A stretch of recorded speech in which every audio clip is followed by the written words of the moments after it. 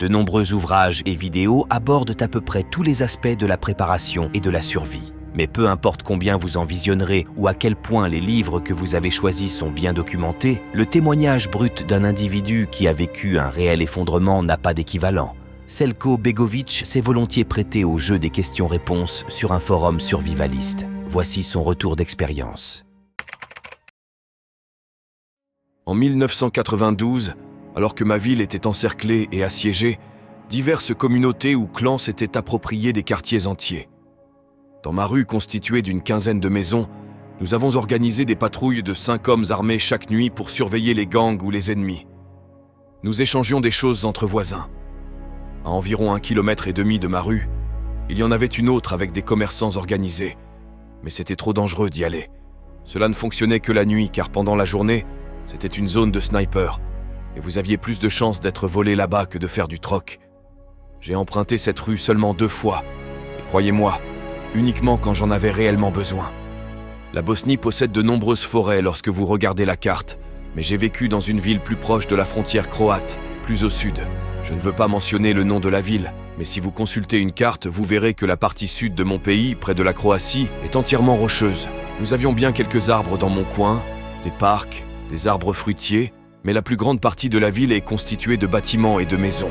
Vous savez, tous les arbres de la ville ont été brûlés très rapidement. Lorsque vous n'avez pas d'électricité pour cuisiner et vous chauffer, tout ce qui vous reste après, ce sont des meubles, des portes, des planchers en bois. Et croyez-moi, ces choses brûlent aussi très rapidement. Presque personne n'utilisait de voiture en ville car la plupart des routes étaient jonchées d'obstacles, des véhicules abandonnés, des maisons détruites, ce genre de choses. Et l'essence valait de l'or. Si je devais aller quelque part, je sortais presque uniquement la nuit. Je ne partais jamais seul mais pas non plus en grand groupe, 2 ou 3 personnes en général, toujours armés. Très vif, toujours dans l'ombre, à travers les ruines, rarement à découvert dans la rue. En fait, toujours en se cachant.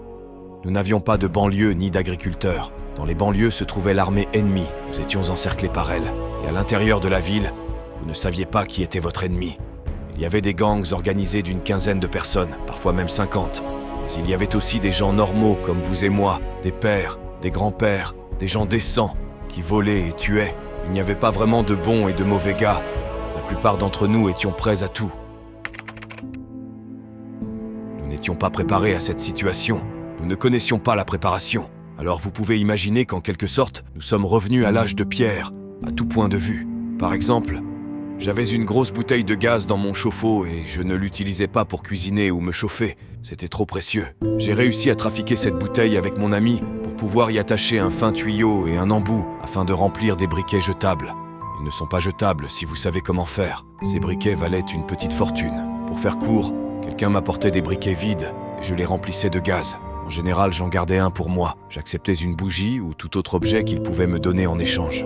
Un autre exemple, je suis infirmier diplômé. À cette époque, mes connaissances étaient ma monnaie d'échange.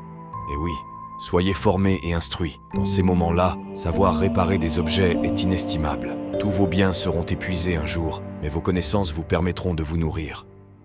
Mon voisin savait fabriquer une sorte de combustible liquide pour les lampes à huile. Il ne m'a jamais montré comment il fabriquait ce liquide inflammable, mais je pense qu'il utilisait un arbre derrière sa maison et une petite quantité de diesel. Ce n'était pas un film, c'était moche. Nous faisions ce que nous devions faire pour survivre. Personne n'a gagné. Nous avons juste survécu, accompagnés de nombreux cauchemars. Si j'avais 3 mois supplémentaires pour me préparer, eh bien je fuirais probablement à l'étranger. Je plaisante. Désormais, j'ai pleinement conscience de la rapidité avec laquelle les choses peuvent mal tourner. Alors j'ai de la nourriture, de l'hygiène, de l'énergie, etc. pour 6 mois. Je vis dans un appartement avec une sécurité renforcée et j'ai une maison avec un abri dans un village à environ 8 km de mon appartement. Dans cette maison, j'ai également des provisions pour 6 mois. La plupart des habitants sont mes proches et sont préparés. Ils ont appris cela de la guerre. Je dispose de 4 armes à feu avec 2000 cartouches pour chacune. J'ai un grand jardin avec cette maison et une bonne connaissance du jardinage et de l'agriculture. Je pense maintenant posséder le savoir nécessaire pour voir arriver les ennuis. Vous savez, quand tout le monde dit que tout ira bien, vous pouvez être sûr que d'une manière ou d'une autre, tout va s'effondrer. Je pense avoir la force de faire tout ce qu'il faut pour garder ma famille et moi en vie. Parce que quand tout va mal, soyez assurés que vous allez faire des choses terribles pour sauver votre enfant. Vous ne voulez pas être un héros, vous voulez survivre avec votre famille. Je suis infirmier urgentiste et je suis prêt à apprendre de vous tous. Pour moi, un survivaliste solitaire n'a aucune chance. Peu importe à quel point vous êtes bien armé et préparé, à la fin vous allez mourir. J'en ai été témoin, plusieurs fois. Le mieux est de constituer un groupe familial ou d'amis proches, avec beaucoup de préparation et de connaissances diverses.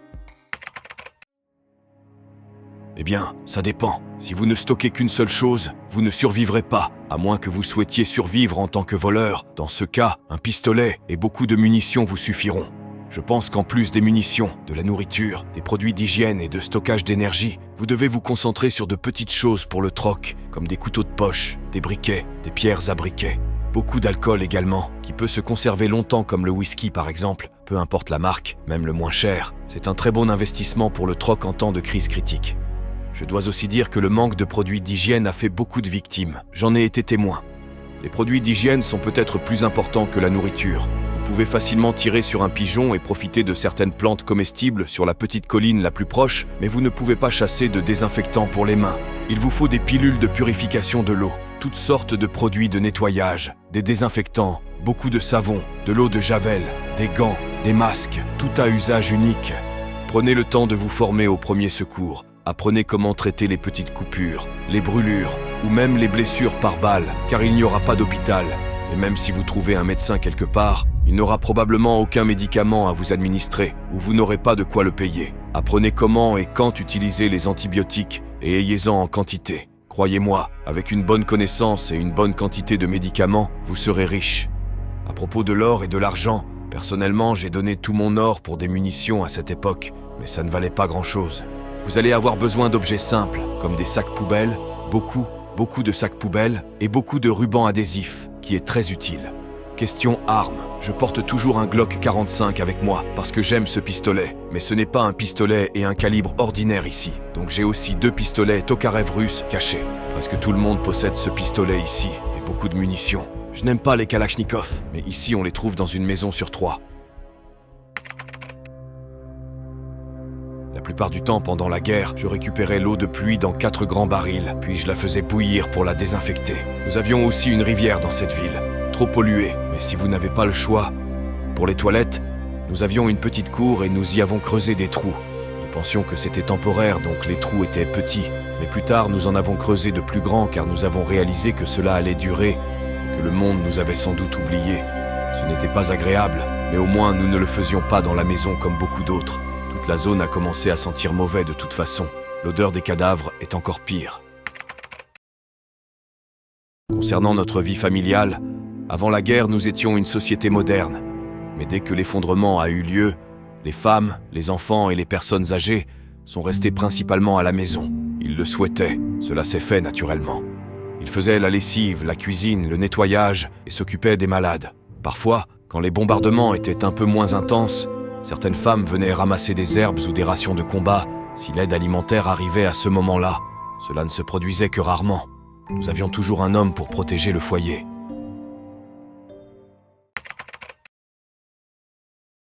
J'ai vu beaucoup de gens tués, beaucoup de femmes et d'enfants aussi, des civils. Un nombre énorme de personnes ont souffert, ont eu faim et froid et ont été terrifiées durant cette période. Mais je peux compter sur les doigts d'une main les politiciens morts ou affamés à cette époque. Ils avaient la belle vie. Certains d'entre eux ont même fini par être encore plus riches. Beaucoup d'entre eux sont toujours puissants dans les mêmes partis ou dans des partis différents. Ils parlent toujours de leur peuple, de cause ou de la peur des autres. C'est ainsi que va le monde.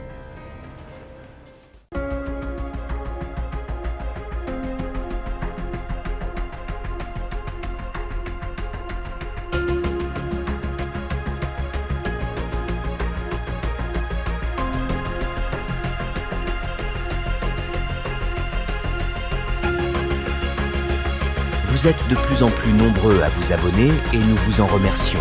Partagez, commentez et surtout restez connectés pour de nouvelles vidéos à venir. Bref, l'effondrement.